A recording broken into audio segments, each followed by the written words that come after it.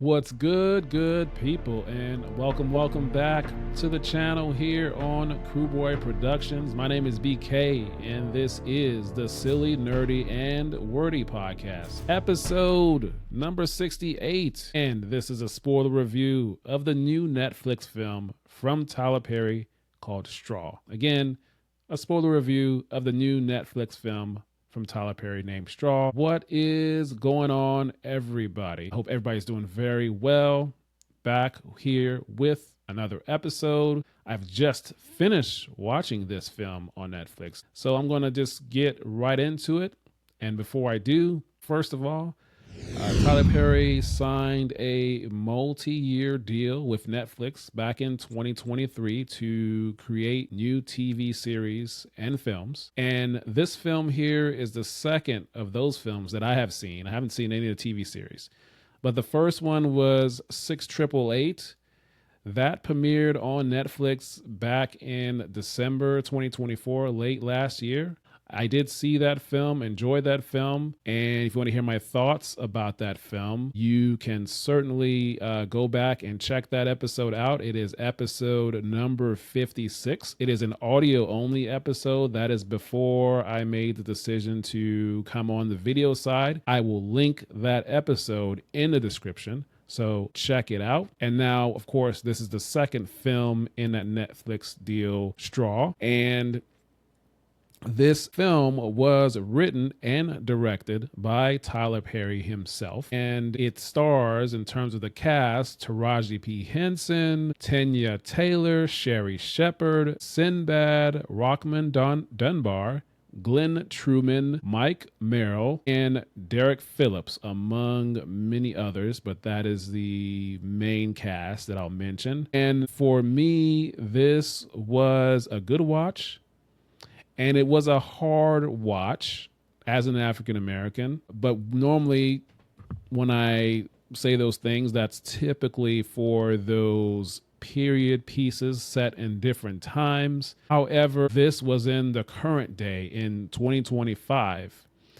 And stand out for me for this, most definitely the lead, Taraji P. Henson, but also Tanya Taylor, who played the Detective Raymond character. She was a standout for me, enjoyed her performance as well. And the tone of this film, I thought it was the appropriate tone and seriousness of it. And for me, I believe Tyler Perry just took the inspiration from this film. I don't know if it was anything personal in his life, maybe so, maybe not. But this film, this story, in terms of everything that happened to Taraji P. Henson's character, is a reflection of life. It is a reflection of what many people go through and all the different types of adversity that happens with many single moms, single parents, single guardians, single dads, perhaps. And the way he did this, normally sometimes one or two, maybe even three of these things could happen to a person. But for what Taraji P. Henson's character went through to have all of these things happen, all of these things going against her in terms of being a single African-American woman,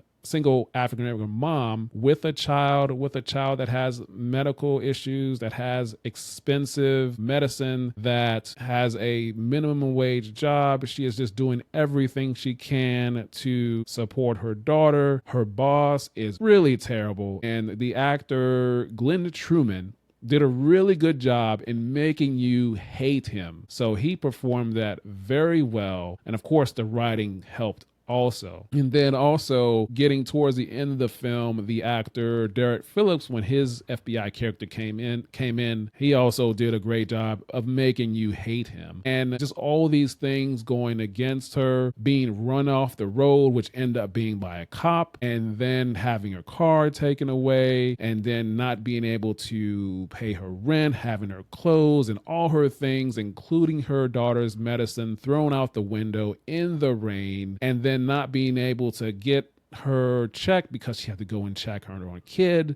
and be late to that and have all these things happen to her, then be fired, then be blamed for this robbery that wasn't her fault, and then just all the things that she went through. It was just a rough day. And so when she gets to the bank, you have a complete understanding of why she's doing what she's doing. But not also, you see all that happen before she gets to the bank. Then she has the conversation on the phone with Detective Raymond, with Tanya Taylor's character, and she says all of that, and every one of the hostages in the bank, as well as one of the hostages put her cell phone on live, so the whole world, you saw everybody was watching it, so you saw the details, and everybody felt her pain. And Tyler Perry really just took the things that many African-American women, single women, go through each day to have all these types of adversities happen and just trying to make it. And so she goes into this bank just to cash her check, and then obviously she ends up staying there and holding them hostage, and then also having the mistake of thinking that she has a bomb when it's not a bomb, it's just her child's science project.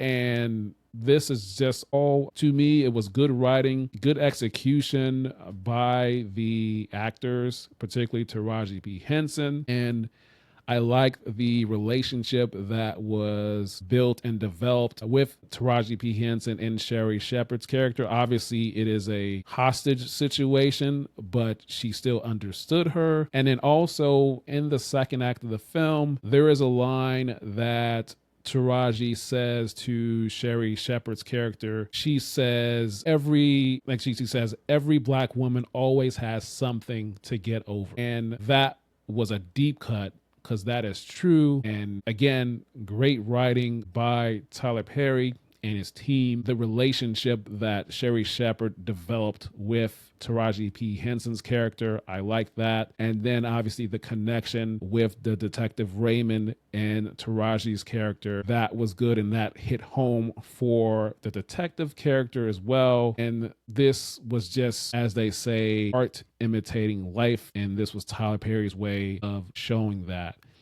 And then you get towards the end of the film, you see multiple misdirects, and then almost you could say not a premonition, but a future dream that she had when the FBI stormed in, and she eventually dies, but that ends up being a daydream that did not happen. But then you see the misdirect that during all this time, her daughter actually passed away. And so as she was taking her daughter to school and having to go check on her daughter and all those things, it was a hallucination because her daughter passed away. And it's just, you feel for this character. You don't want to rob a bank or take hostages, but you have an understanding of what she's doing, why she's doing it. Almost like when you see villains in different movies, and you get their explanation of why they're doing what they're doing, even though it is wrong, but you understand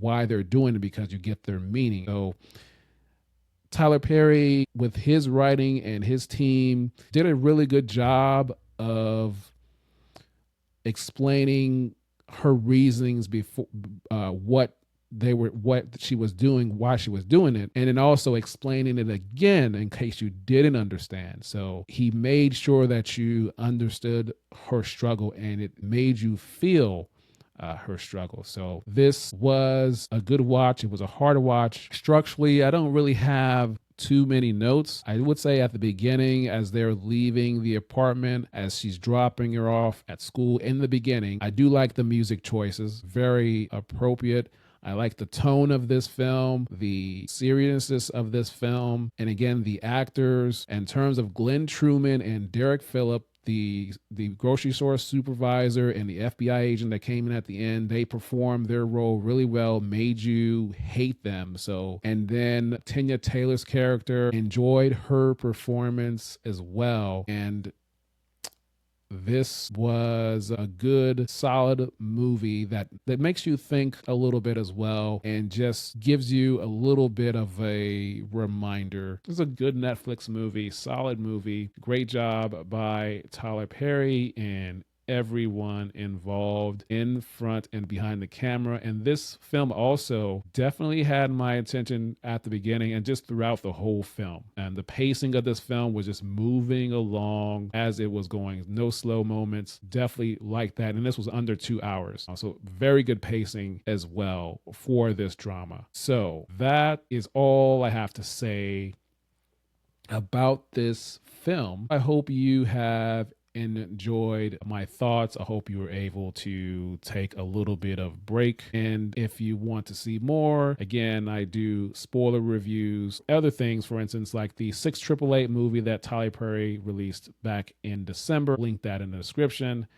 And I'll also be doing theater reviews as I see the shows, as I will be seeing Les Mis in July, and I'll have future guests coming as well, and other deep dives into different aspects of film and some TV and a little bit of entertainment news. So if you like what you're hearing, you can like and subscribe. Leave me your thoughts. Did you see this movie? What did you think about it? Let me know what you thought, and let me know your thoughts about the channel. And if you want to listen, you can certainly listen. This podcast is on Spotify, is on Apple Podcasts, Amazon Music. Just search for the Silly, Nerdy, and Wordy podcast wherever you get your podcasts, and you can certainly listen. Just follow the podcast, leave a review, leave a rating, and enjoy. So that's all I have for you today, everyone.